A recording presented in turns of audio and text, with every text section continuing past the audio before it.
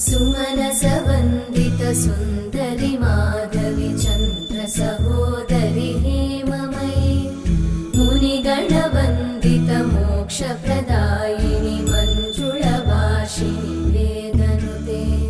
पङ्कजवासिनि देवसुपूजित सद्गुणवर्षिणि शान्तियुते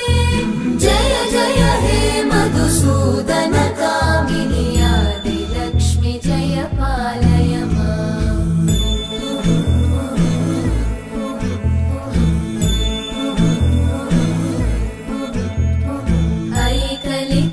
ऐकलिकल्मषनाशिनि कामिनि वैदिकरूपिणि वेदमये क्षीरसमुद्भव